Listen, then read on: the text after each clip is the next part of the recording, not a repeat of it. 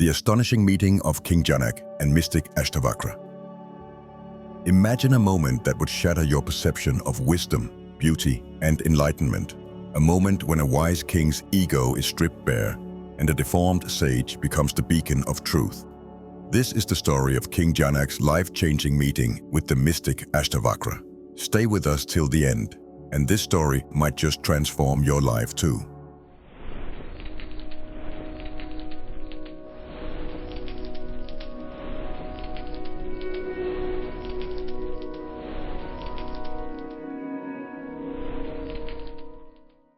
King Janak, the ruler of Mithila, was a man known far and wide for his wisdom and spiritual insight. He wasn't just any king, he was a philosopher-king, celebrated for his deep understanding of life. His court was always filled with scholars, sages, and intellectuals, all discussing profound matters of existence. But little did Janak know that his greatest teacher would come in the most unexpected form. Ashtavakra was born with a body that was twisted and bent in 8 places. His appearance was strikingly unusual. One arm was long, the other short, his legs uneven, and his head tilted permanently to one side. To the untrained eye, he might seem like an unfortunate being, but his mind was a realm of extraordinary intelligence and enlightenment. One evening, Ashtavakra's mother sent him to the court to fetch his father, a respected scholar, for dinner. As Ashtavakra entered the grand hall, the room fell silent. And then, laughter echoed through the court. The scholars, the so-called wise men, couldn't help but mock him. They judged him purely by his appearance, seeing only a twisted body, not realizing the brilliance that lay beneath. But Ashtavakra was untouched by their mockery. He didn't flinch.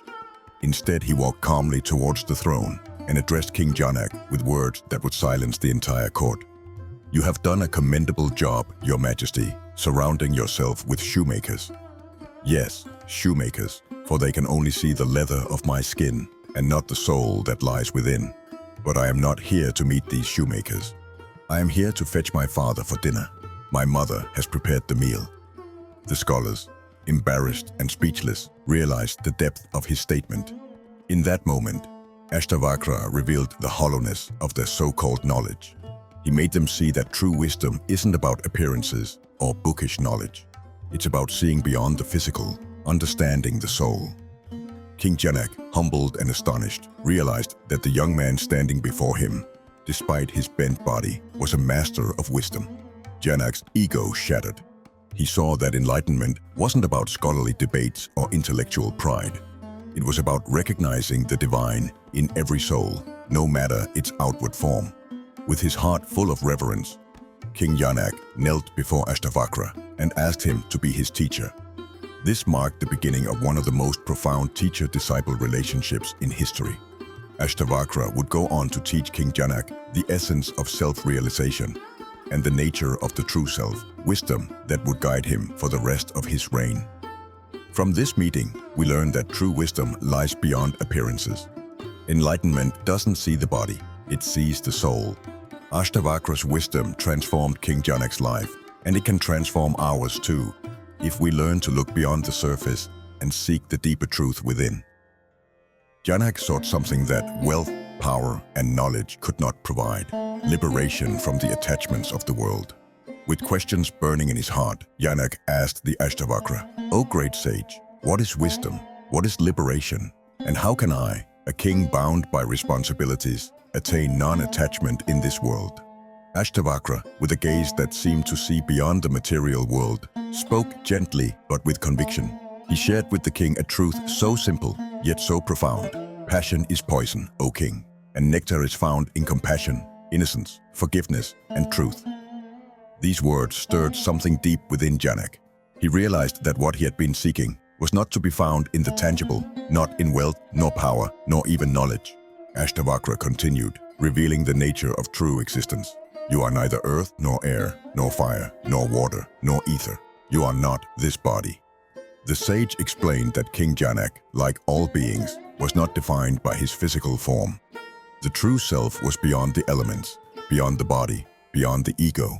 Ashtavakra illuminated the path toward liberation. a path of realization. To attain liberation, you must realize you are the witnessing consciousness.